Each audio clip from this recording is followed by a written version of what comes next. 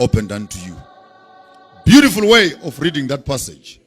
As long as it is you who is asking, it is nice to know the one you are asking from has enough supply to give you. Seek and you shall find. As long as you know what you have lost and you get out there and you start looking for it and you know it was somewhere here, you have hope that you're going to find it. Knock and the doors will be opened unto you, especially when curtains are moving and you can see people inside. For sure, you have expectation that someone must come and open. Beautiful way that the human being is the beggar and God is the giver. So you can always say, I must go to him, he must give. I must seek from him, I must find. I must knock at his door and he must open. But then, in my favorite sermons, where I turn this passage and I say, let's turn it around. Since when you are asking, you want to find. Since when you ask, you want to be given. When God asks, do you give him? Since when you seek, you want to find. When he seeks for goodness, kindness, and gentleness, does he find it in you? And many times when we knock on the doors, we want heavens to open. But chapter 3 verse 20, behold, I stand at your door and I am knocking. When he knocks, do you open?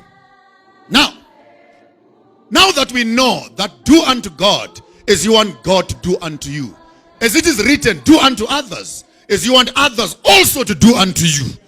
So treat me like you want me to treat you, and I will also treat you the way you are treating me. And to many of us, God is a dog that walks outside our yards when we are sleeping.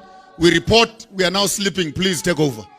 God is supposed to be a watchman in our cars, only when we travel. Now, chief, please watch over us while we travel. We strategically position him where we know that our insufficiencies will be exposed. Then God becomes this backup tire, this backup wheel, this backup file, who must close. But in moments of pleasure and excitement, in moments of wealth and development, alas, we don't remember this fella.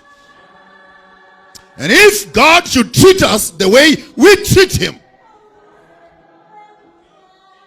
many of us will be remembered on Sabbath only at 5 to 11. Because that's the moment when we seem to gather ourselves together. And we remember that we are human beings and there is someone up there.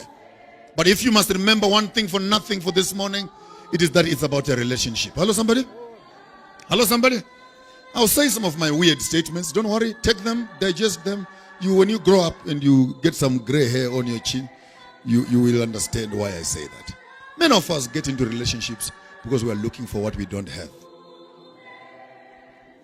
Yes, if you had love, why would you look for it? If you had patience, why would you look for it? So actually, your deficiencies will always expose you. And to make it easier for you, I can say, write a list of the things that you expect.